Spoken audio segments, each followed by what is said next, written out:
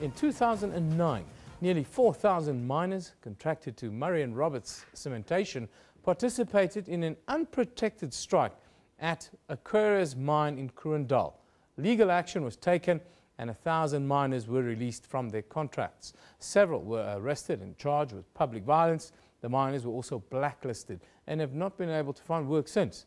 Left without work, accommodation and their possessions after a police raid, these men have been left in a terrible situation, starving and trying to survive, some by eating cats, rats and wild vegetables.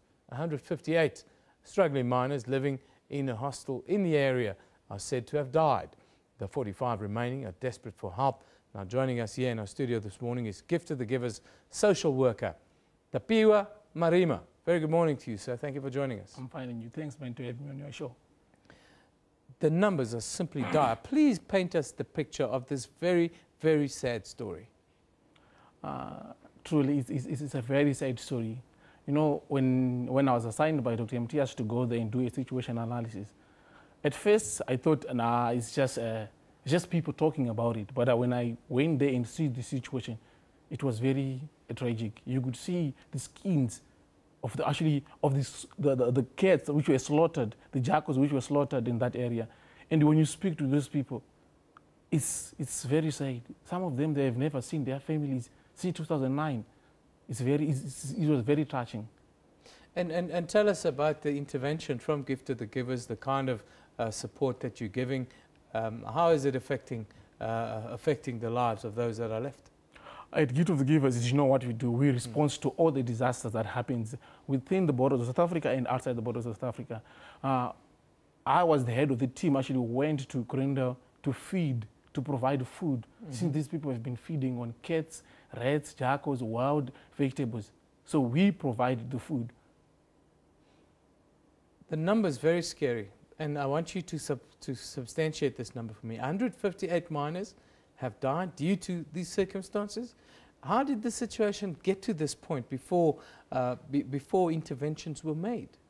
I think it was a matter of that information was not given out. I think the media as well were not even actually covering out. For example, when I interviewed one of the miners, he mentioned that some of these guys actually died when they were involved in that strike, but nobody actually responded to this. But the matter stands to say that it's not about this whole intervention that we did as Gift of the Givers.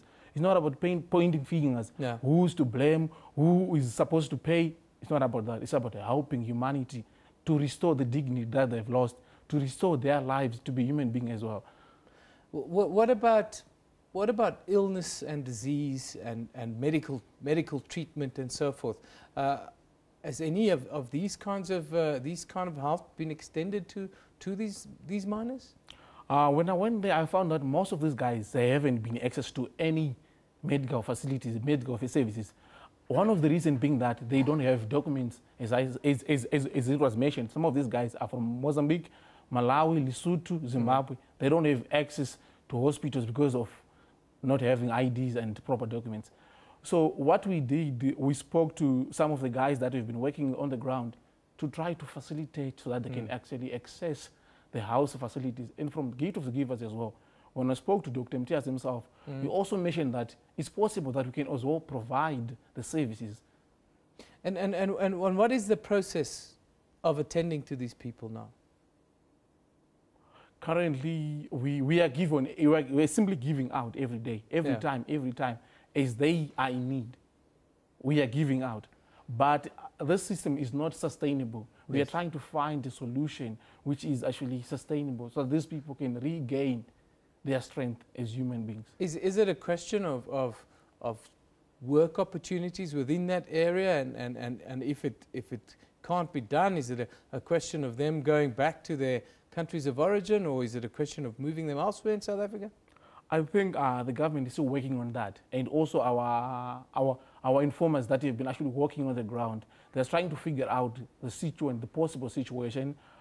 But from our side, we also, as we provided food, we only didn't provide food, we also provide information, enlightening them on the situation. Because from our side, as a social worker, we propose, as I'm a social worker, I propose that some of these, they need to heal from these wounds.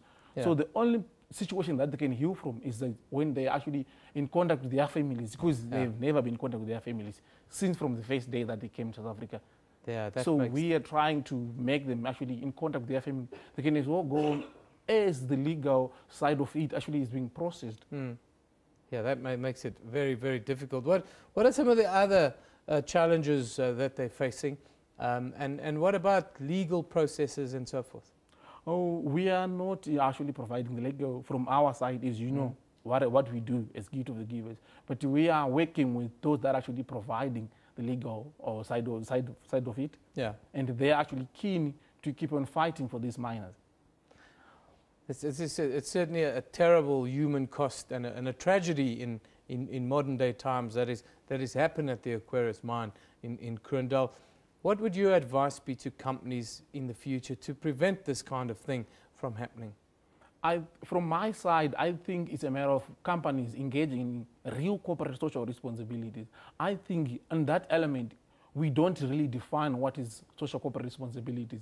We have the pitch of it, but when you really define it and when we educate companies to really actually engage in corporate responsibility, I think all these situations might actually be eradicated.